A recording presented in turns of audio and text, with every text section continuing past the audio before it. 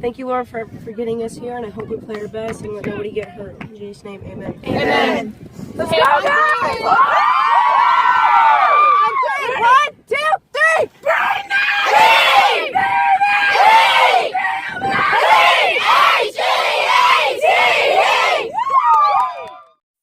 I don't know what to say, really. 3 minutes to the biggest battle of our professional lives. All comes down to today. Either we heal as a team, or we're going to crumble.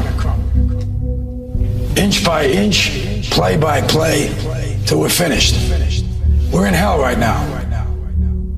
But I tell you, there are some times in life where you fall down and you feel like you don't have the strength to get back up.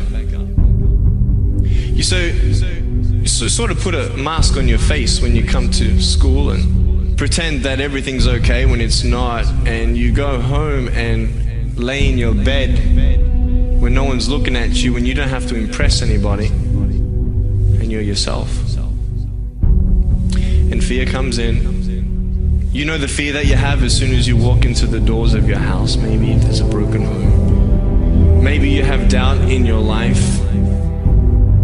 Maybe you don't know for sure what's going to be happening in the future and it scares you. Maybe you're worried about what people think of you, what people say about you. Just that fear paralyzes you. And I just want to ask you today, do you think you have hope?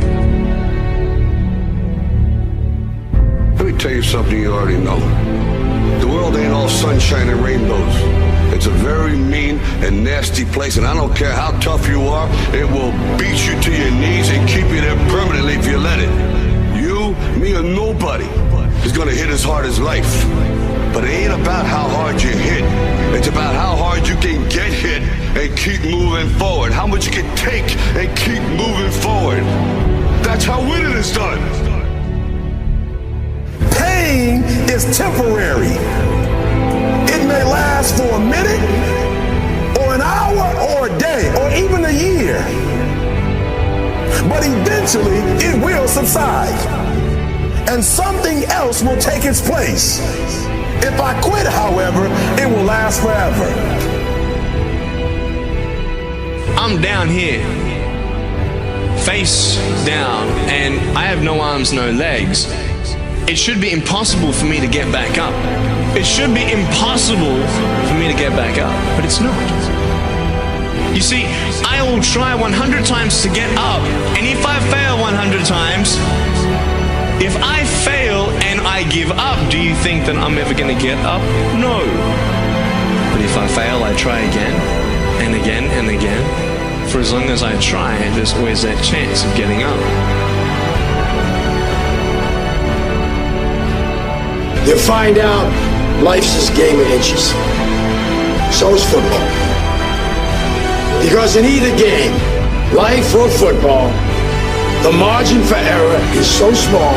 I mean, 1/2 a step too late or too early, and you don't quite make it.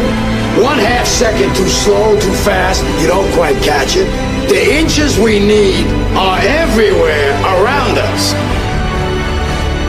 Now, if you know what you're worth, then go out and get what you're worth. But you gotta be willing to take the hits and not pointing fingers saying you ain't where you wanna be because of him or her or anybody.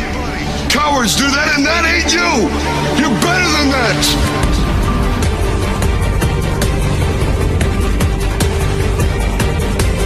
The most important thing is this: to be able at any moment to sacrifice what you are for what you will become. I'm saying to you today that there are some of you, if you give up your cell phone, you would be successful. Some of you need to give up your cell phone, because the time you spend on your cell phone could be used for your success. The time you could be using to be successful, you're using it on the cell. And the cell phone is not bringing you nothing but a bill. Very often you're getting what you're asking for, you're just not aware of how general you're asking. Clarity is power. The more clear you are about exactly what it is you want, the more your brain knows how to get there. Your brain is a servo mechanism. If If you don't know exactly what you want, or you let yourself get beyond that into something general, you're not going to achieve it. Clarity is power. You got to know the specific result you're after. What do you want? If you can't answer that question right now in your personal life, in your body, in your relationships, in your finances, in your spirituality, then you're not going to be as fulfilled as you want to be. See, it's easy to be on the bottom. It doesn't take any effort to be a loser. It doesn't take any motivation, any drive in order to stay down there on a low level. But it calls on everything in you, ladies and gentlemen. You have to harness your will to say, I'm going to challenge myself. Sometimes I have to pull myself out of bed and say, come on, Les.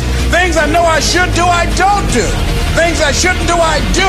I found that the biggest enemy you have to deal with is yourself. Let no man forget how menacing we are. We are lions.